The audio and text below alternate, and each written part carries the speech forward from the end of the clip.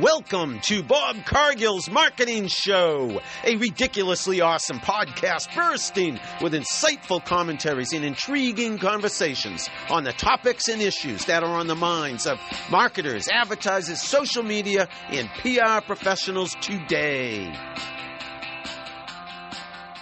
Hey everybody, this is Bob Cargill from Bob Cargill's Marketing Show. How are you? Hey, this is episode 130. I cannot believe it. 130 episodes have I recorded for my podcast. And you know what? It may be my 130th episode, but it's my first as an interviewer of somebody for the second time on my podcast. So Wendy, you hit a grand slam, ding, ding, ding, ding, because you were the first of all the folks I've interviewed that I now am interviewing twice. So Wendy Pease, everybody, say hello to Wendy. Thank you. It's absolutely great to be here, and I'm honored to be the first guest to be second interviewed. yeah, that's whatever we call it. That is it. I mean, literally, the first guest we interviewed for the second time on my podcast. So that's a milestone. It also, I guess, means I've done so many episodes that maybe I'll start interviewing some of my very special guests like yourself for a second time. But you have a big reason for being on this show, and I'll get to that in just a minute. I just want to say a few things, set the stage for anybody listening, watching. This is also a first in that I'm recording it live on Instagram, looking there, so people could be watching it live. I got my phone up there. I'm recording it live on Facebook, and that's on my personal profile, which is public, Bob Cargill. I don't think you'll have a problem finding me. And I'm doing that by Zoom. Zoom is recording it also. So the Zoom version, I'll edit, I'll put it up on YouTube and probably edit that version for some highlights. And the audio version goes up on Podbean, and Podbean then sends it out. I have it, distributed to like Spotify and wherever pretty much you listen to your podcast. So this is a big deal for me, and Wendy has given me this opportunity, in terms of, hey, I said, yeah, let's do this. Let's do it a little bit differently than we did the last one. As I always do, I want to say a few things up front.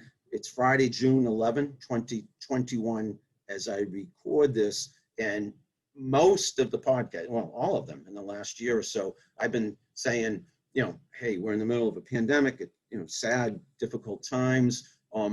It has been sad, difficult times, and not to say it isn't still when we think about the pandemic and COVID-19, and we're sorry for anybody who's been affected by COVID-19, and certainly grieve for those who have been sick and have lost their lives over COVID-19. The good news is we're coming out of the pandemic slowly but surely, and this is a much better time, Friday, June 11, 2021, than it has been in over a year. So good for all of us. Let me segue into the business at hand. The business at hand is to talk to Wendy Pease, and Wendy has recently, I think you said April 13th, did I remember correctly? Absolutely right. April 13th, my lucky day.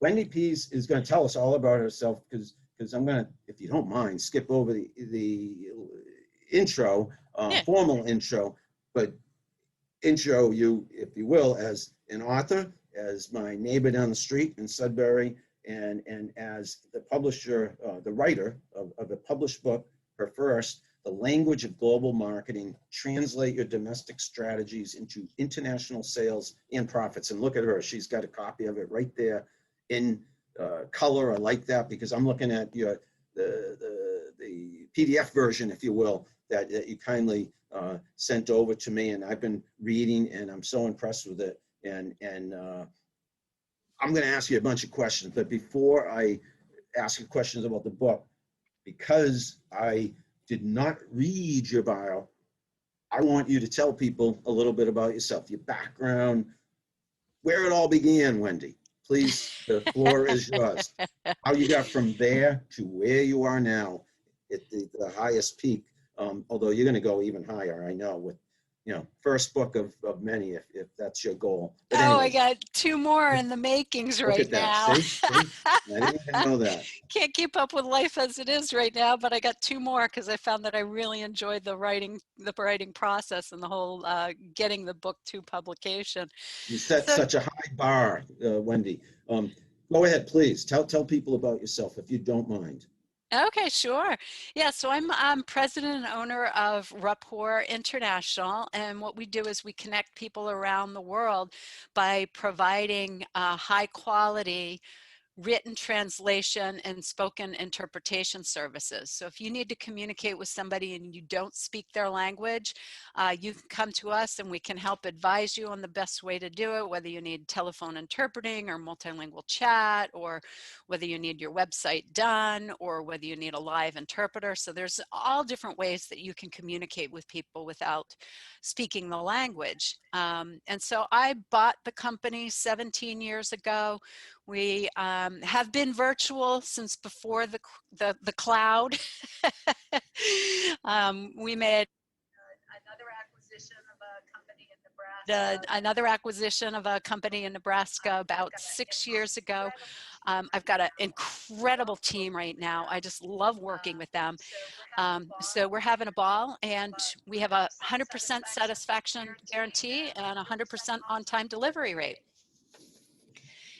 And I wrote the book because after years and years of hearing a lot of the same questions, I thought, let me just put them all down on a piece of paper and give stories and explain how that is. And how do you go about even thinking about expanding internationally? And there's so many opportunities for companies, particularly now as we see how connected we are through COVID and through the internet.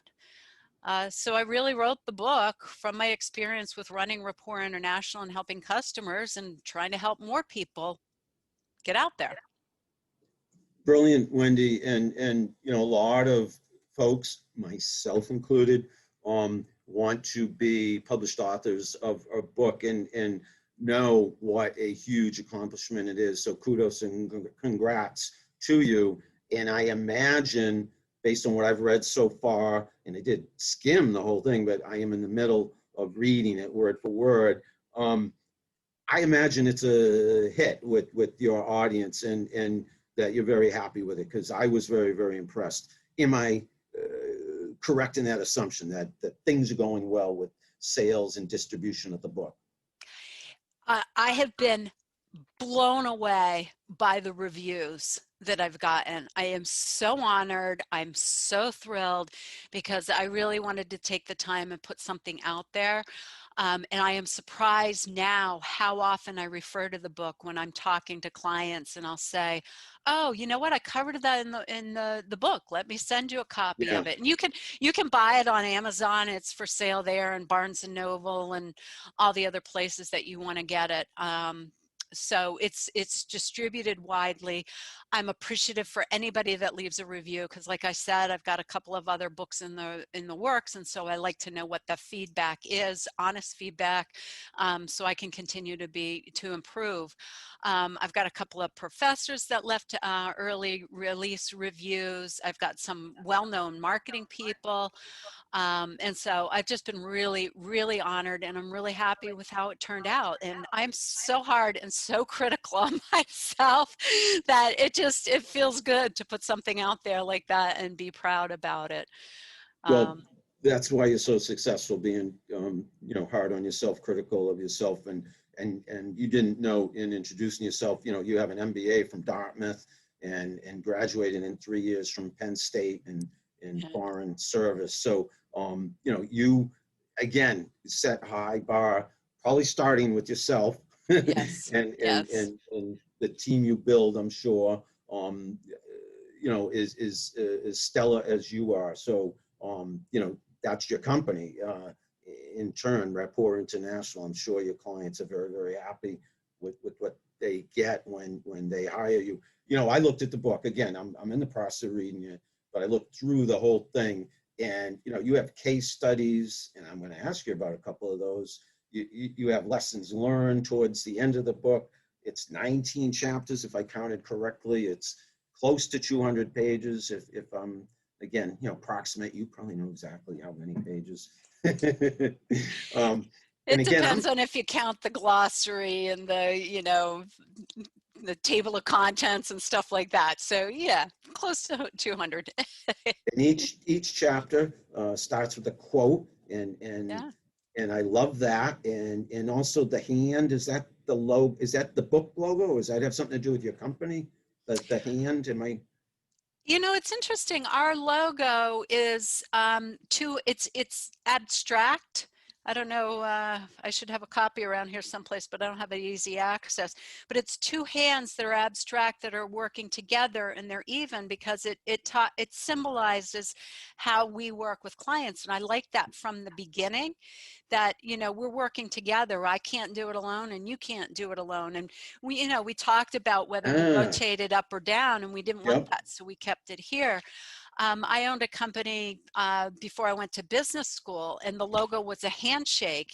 And then when the graphic designer came out and they gave some options, it was funny because I was drawn to the hands and I liked the multicolor, and I had Hands, her yeah. darken some of this, so we had the black and brown skin in here too. And Love so that. I just, when the graphic designer came out with that, I was like, oh, I like that. And then I started putting together that a lot of the logos are hands, because I'm really people oriented, Love and that. like helping people, and hand helping hand, and together we can. And Yeah. so all I'm all about connecting people, and you know handshake, holding hands is all about that. This show's a marketing show, Bob Cargill's marketing show, and what you just said is a key point for those who are interested in marketing. You said you're all about connecting people, and I know that about you, personally and professionally. But folks, the brand that Wendy puts out there is Rapport International, and Rapport, if I'm not incorrect, means, right, connections Yeah, and establishing, relations with other people. it's a French word. Yeah, building rapport. Yeah, it's not rapport, by the way. No. It's rapport, a French word. And it's And it, spelled Rapport. So that's why you were joking about it, because it ends yes, in a yes. T, but it's a silent T for the French word. Right. And so your branding is spot on. And again, the book thing that, most entrepreneurs, again, aspire to writing a book. And I think you told me before we hit record, you're writing not just, this one behind you now, you got plans to write a couple more, right? Right. Yeah. We've got one in the works that is actually taking information from the interviews that I do on my podcast, The Global Marketing Show, that you can find it on the places that are yours. So like and follow Bob's, and then you can go over and like and follow ours. Say that again, the Global Marketing Show. The Global Marketing Show, also hosted on Podbean, and it goes out to iTunes and We're Spotify and traveling all the in places. parallel lines. So, yeah, Great marketers think yeah, alike, there huh? we go.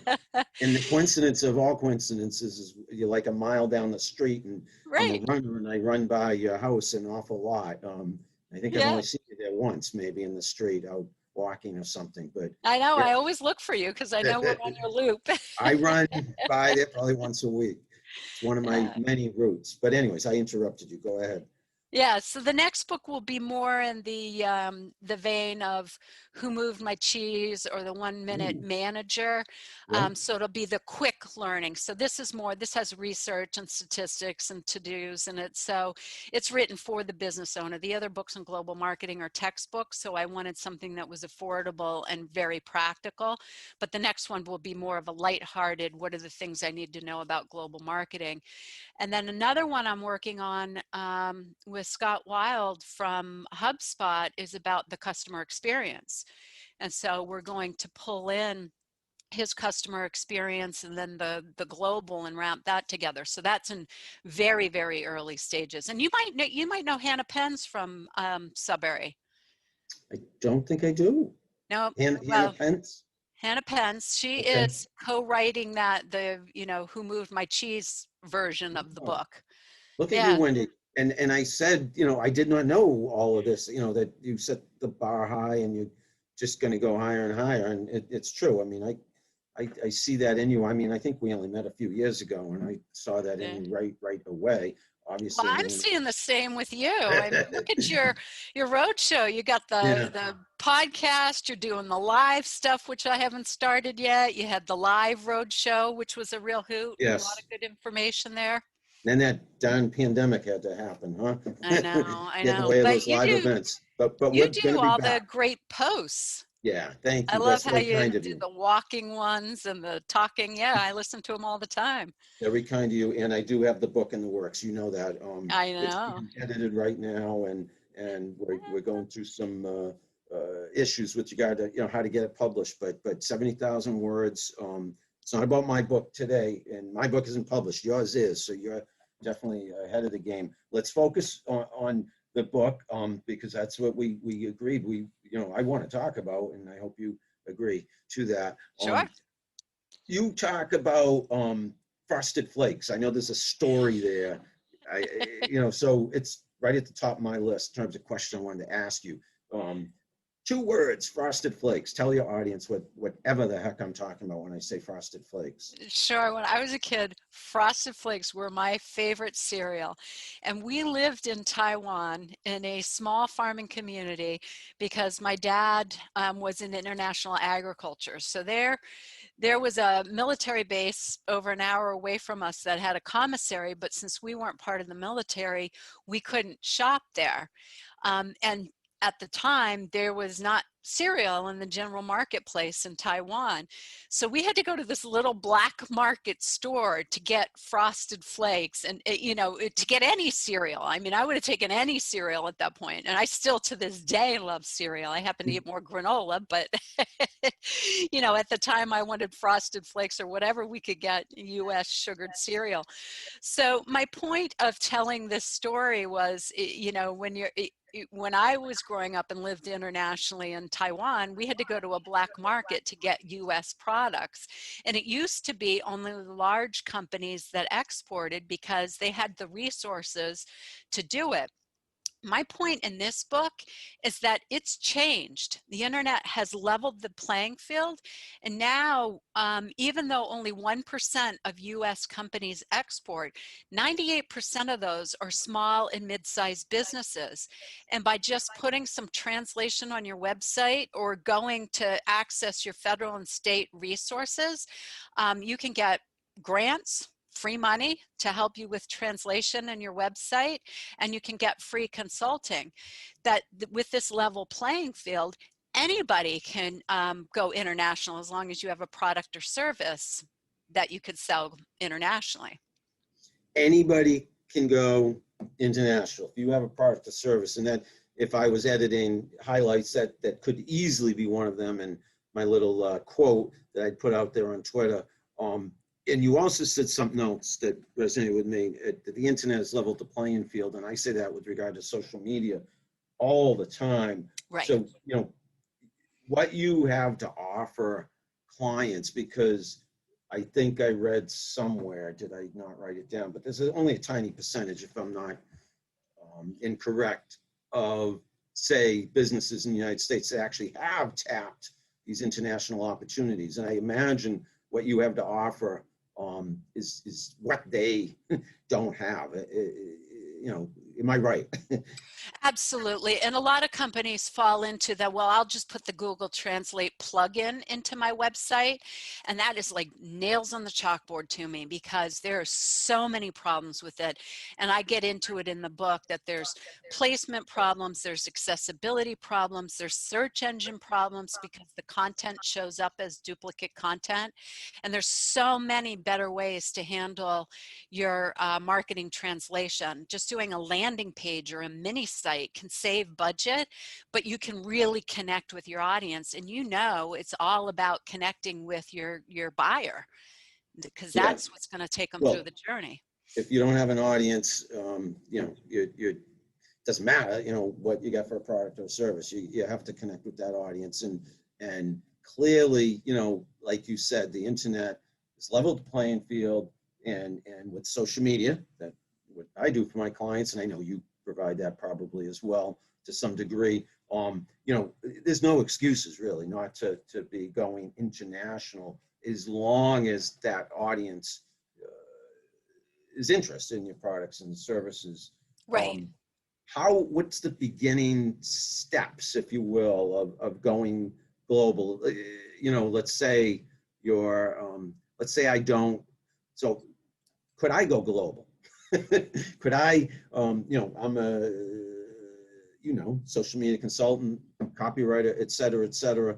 What would the first step be that I would need to take? You know, not that it's about me, but Yeah, you're a good example. Okay, Yeah, good, you good. absolutely could go global. And where I would see your target market is that there's a lot of companies that want to come into the United States. The US is known as a very rich company with a lot of disposable income. Now, I get into the statistics in my book Yep. that there are some other countries that are growing fast and have higher disposable incomes that are really worthwhile for people from the US. But back to you, if you wanted to target those companies that wanted to come into the US, they're not used to marketing in the US style. Yep. US style, we're very kind of pompous and we put ourselves out there and we say we're the best because Yeah. that's kind of what we do. Whereas if you're German or Japanese, you're much more, you know, particularly the German market, they're much more detailed. They focus much more on features. They think, you know, Americans are kind of braggadocious, they don't pay attention as much to the detail.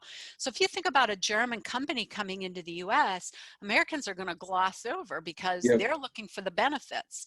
So you could target by just taking your website and some of your social media, putting some subtitles on that in a foreign language, optimizing it for the keywords, you could attract the attention of the people who want to come into the US. Now you might say, why don't I just do it in English?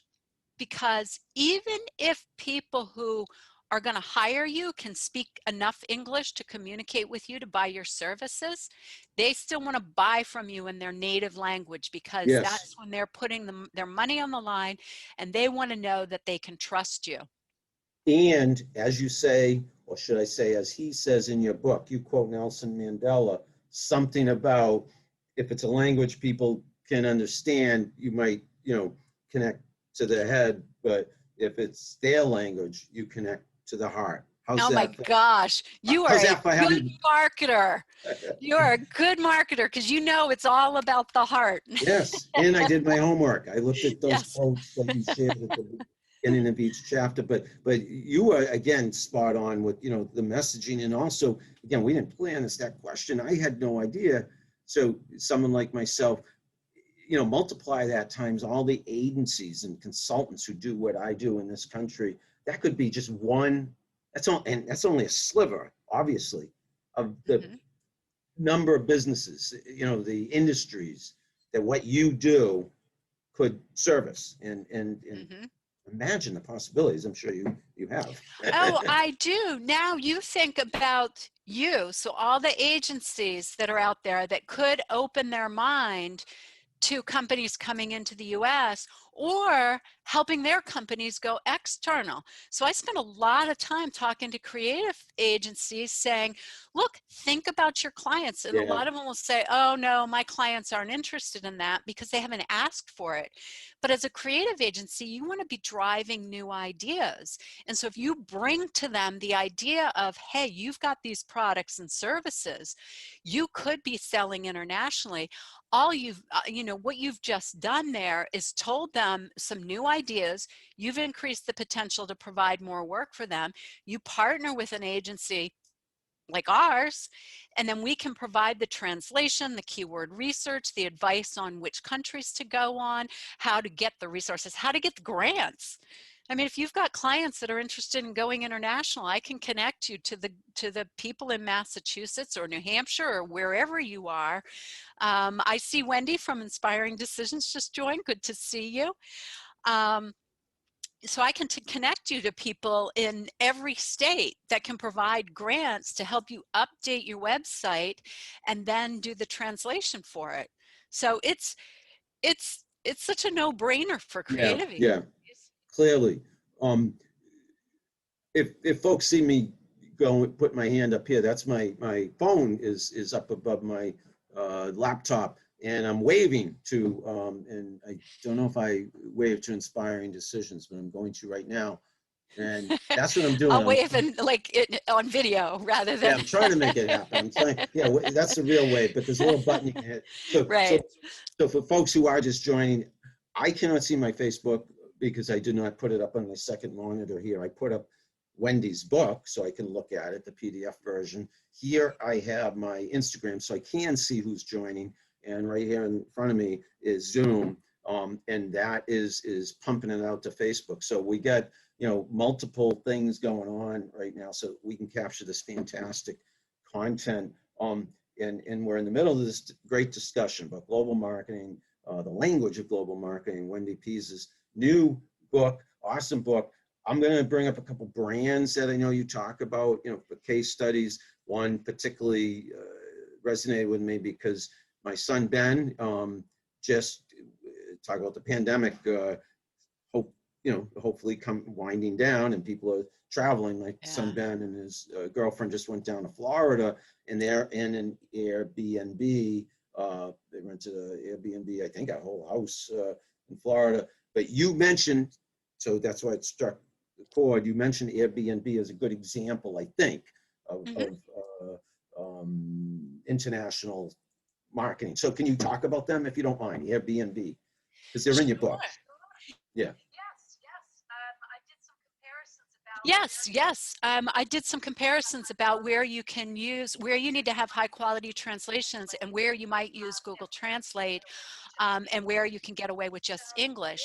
So Airbnb does a really good job because they have high quality translation on all their standard translations. So if I want to rent my house, I can go in as an English speaker, look at their English platform, put how many bedrooms, how many bathrooms, what the amenities are, and that's going to be very, very clear. And then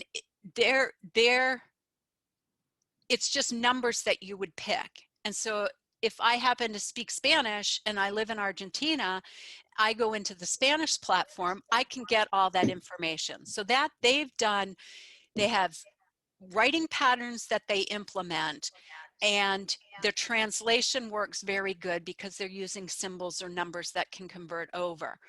Now, if you were to rent my house and leave me a review, you'd write it in English because you speak in English, but the Spanish speaker wouldn't be able to read it in English if they didn't speak it. So they have the Google Translate plugin, or whichever language, I assume it's Google Translate, but they have a machine translation plugin in there. And so the Spanish people can say, yeah, let me see the automated translation. Well, the translation is going to be junk. You know, it's not going to be high quality. It's not something you'd use for marketing, but it will give you the gist. You know, I'm going to be able to tell whether you're saying it was a lousy stay, whether it was a good stay, and plus they have the 5-star rating on it. So I'm going to be able to kind of verify whatever I'm reading with how many stars are there. So now you've got people from all over the world that can communicate because they've got the good translation on the content that's very important, and then they have the machine which is helping them translate the content that doesn't have to be perfect. Yeah, that's fascinating, and to me, you know, it sounds complicated, but to them and to you, I imagine there's a method to the madness, and it obviously works for them. Another brand you mentioned was these are my favorite running shoes, so I picked out Mine brands too. that I'm familiar with. Yeah, Nike, and I'm not surprised they're a good example. Talk about Nike if you don't mind. No, that's another great example. Now, Nike does not use machine translation at all.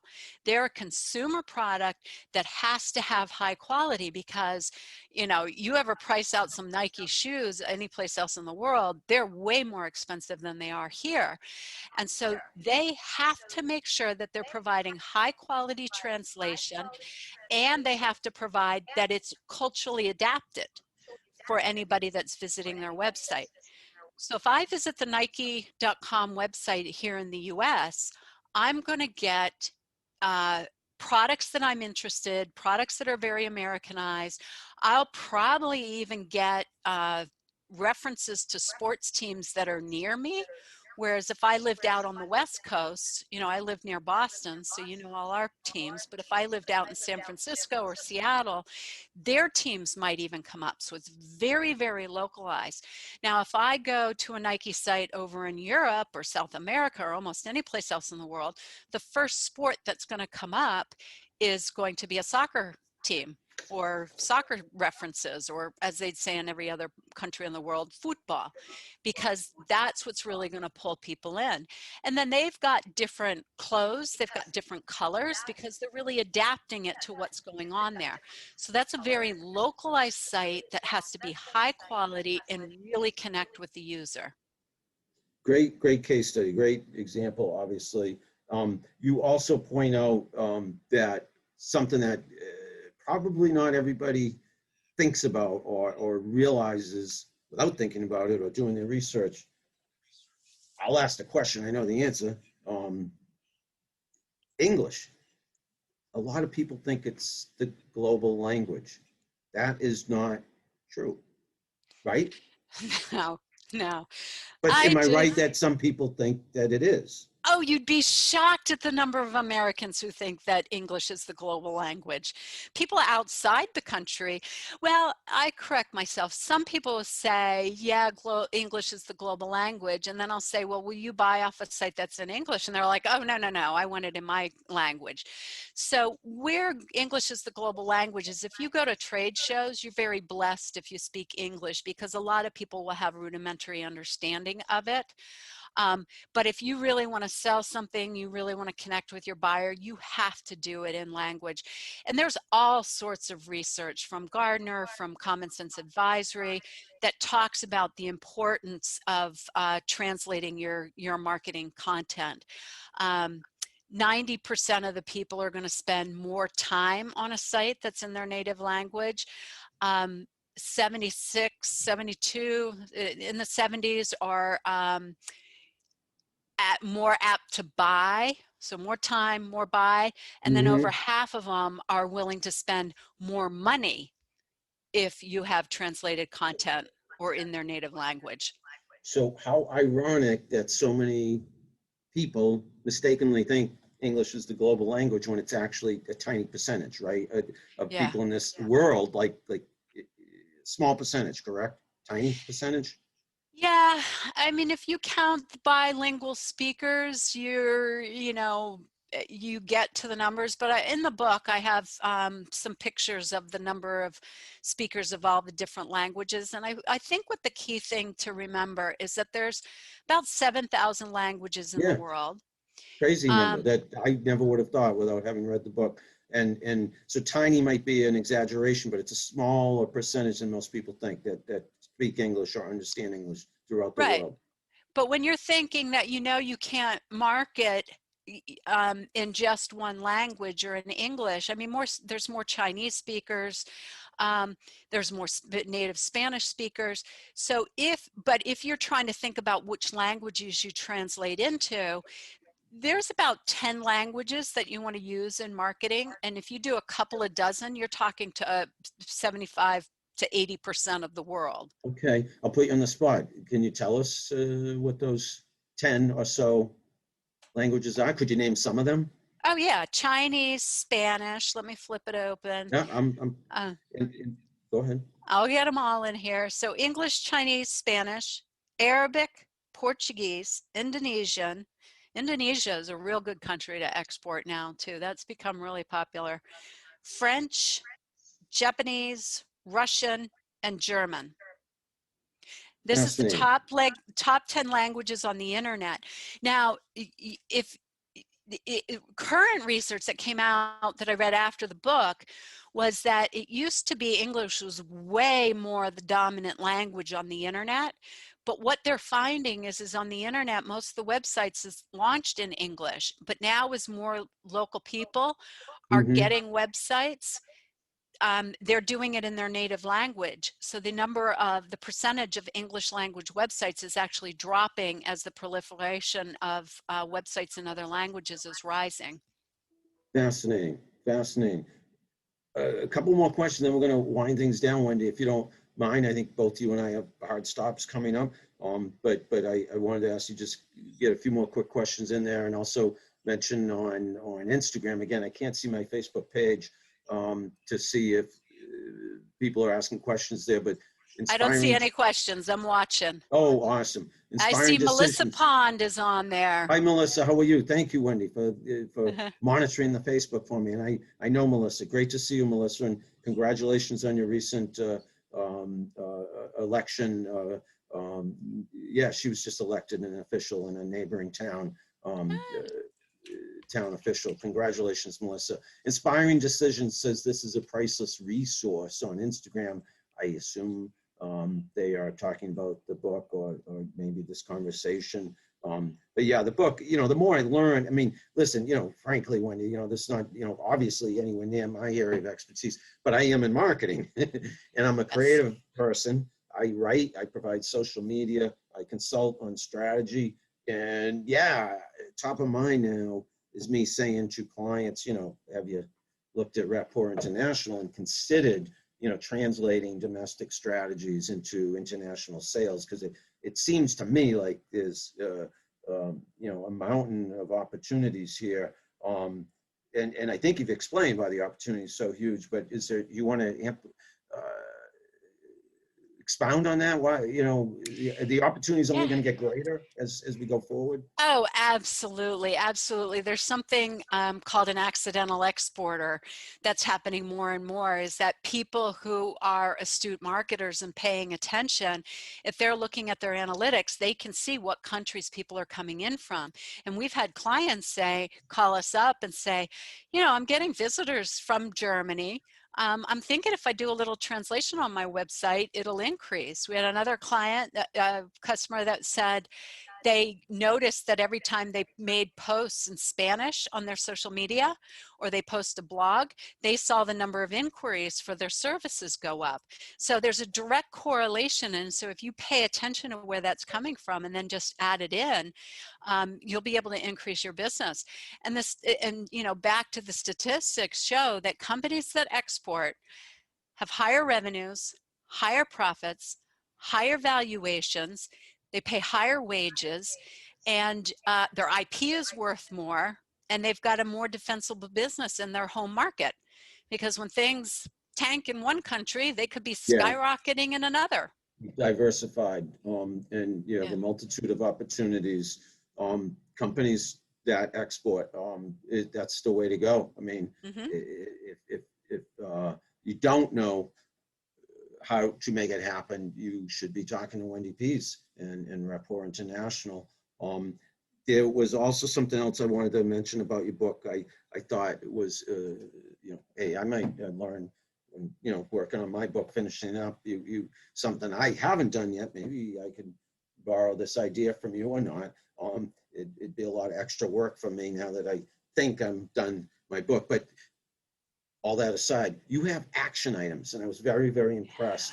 In other words, to me, and you mentioned earlier something about professors or, gave you a good review, a great review. Your book is like a textbook. I mean, could you see this being used as a textbook? Because you have action items. You could make this a whole curriculum. Oh, absolutely. I think this would be great in marketing classes. I think it could be undergrad and graduate. I think it could be in global business, entrepreneur, and I think it could be in communications. It covers all those areas. So it has to be professors who are open to global and how to target those markets. I teach marketing at the university level, and we absolutely talk about some of this, Wendy. We don't, dive deep into this. I would think this would be an entire course, an entire curriculum, international marketing, global marketing. What's your best marketing advice for people in general? Is there something top of mind that you want to share right now? Best marketing advice? I think, well, for global market in particular, I always talk, and this is, laying the foundation, is know what your corporate goals are. and then develop your marketing strategy to support that. And then your multi-marketing, your global marketing goals should support that. So I always say start with a strategy. And I don't know how many people start with tactics. Oh, we need to do Facebook Live. Oh, we need to update our website. Oh, we need to, get speaking engagements. Those are all tactics. Until you define the strategy, you can't figure out what your tactics are going to be, because there's so many options of things you could do. Fascinating. And being somebody who does a ton of social media, I have to ask, where does social media fall into all of this? I know you mentioned it in your book. You mentioned SEO, you mentioned social media. What could you say about social media, the importance of social media when it comes to global marketing? So Bill Gates once said, content is king, right? I hear a lot of marketers, and I don't know where it originated, that consistency is queen. Ooh. And then we've taken it on to say translation is the princess, because that's really what's going to attract people in. If I was live tweeting this event, content is king, consistency is queen, translation is the princess. Wow. Yeah. Love that. Yeah. Love that. Good for you, Wendy. There's so much I know we could go on forever, but we can't. But we've given anyone who's listening, watching live or later on YouTube or wherever we can distribute this, and wherever people can listen or watch. They're going to be intrigued enough, I would think, to reach out to you and reach out to Rapport International and want to read this book. So please tell people how they can find you, how they can get the book, how they can hire you. Give us all of that, if you don't mind, that information. The whole rundown. Okay. So if you want to find all my links, you can go to Linktree. Are you on Linktree yet, Bob? No, yet another thing you're teaching me. I know all about Linktree. I just do not use it. Oh, I love it. It's free for anybody that's listening. And you go to linktr.ee. And if you go / and put my name in there, Wendy Pease, Wendy, P as in Peter, here's the spelling of, EASE. here's the spelling of Wendy's name, my little homemade sign right there. Oh, yeah. So if you have the visual podcast, it might not be there. So if you go to Linktree / Wendy Pease, you can get all my links. And so you can download a couple free chapters of the book. You can go to wendypease.com that has my background information, what I speak about, and it has a link. Linktree has a link to our company site, which is Rapport Translations.com. You can go there and you can request an appointment with me if you have something that you want, if you want to take your company global and have questions. I'm happy to talk to you about that. And I am all over social media. I spend a lot of time there. I learn so much. I'm in Clubhouse, Wendy Pease. You can follow me there. And so we're always posting stuff on social media about funny translation, cultural adaptation, words that are untranslatable. So we have a lot of fun on social media. Well, because you're fun people and really, really smart people, Wendy. I've learned so much from you, not least being Linktree. Hey, I know all about Linktree. I just am using it. I should use it. It's so easy. Yeah, I know. So easy. I should put action items in my book that I am just about finished. Maybe I will. That was the publisher recommended that for me, and nice. I really liked it. Yeah. No, I love the setup, the way the book's laid out. So you and your team did a great job. And I need to go global. Hey, Yeah. Bob Cargill International sounds good to me. It does. It does. I can make that happen. Well, I'll introduce you to some networking groups, softlandpartners.com, Wow. and there's some more. But that would be the place that I'd start, because they've got 20 meetups around the globe with people that are really sharing resources on helping companies go international. You are an invaluable resource, and again, listeners, people on Instagram, people on Facebook, people who see this later on YouTube, listen to it as a podcast. Wendy Pease, you need to read her book, The Language of Global Marketing. You need to look her up at Rapport International. And if you want to go global, I would think Wendy's who you want to talk to. Thank you, Wendy, for a great, I don't know how long we've been talking, 40 minutes or so. I don't know. I wasn't watching the clock, although I see it's almost 3 p.m. on Friday, June 11. And I was mentioning to you that I should hard stop at 3 and maybe we can do that. We'll wind things down. We'll call it a day, a great day, because I had a great conversation with you, Wendy. Thank you so much, Bob. It is always a pleasure, and I'll keep looking for you, running by my house. Yeah. If not running by your house on social media, we see each other. Oh, yeah, I see you there Yeah, all the ironically, we live time. a mile away from each other, but we see each other a lot more on social media. Yeah. Hey, thank you for being my guest, Wendy Pease, on episode 130 of Bob Cargill's Marketing Show. And Wendy, yes, the first guest to be interviewed twice on my podcast. Yay. I'm so glad we had the chance to talk today. Anyone on Instagram, thank you for listening. Anyone on Facebook, thank you for being there. And Wendy, thank you for being here today. Thanks, everybody. I'll be back with you in the near future with another episode of Bob Cargill's Marketing Show. Until then, hope you're all happy, healthy, safe, and sound, and we'll talk to you. We'll see you soon. Thanks, everybody. All right. Thank you. Thanks, Wendy. Okay. Bye-bye.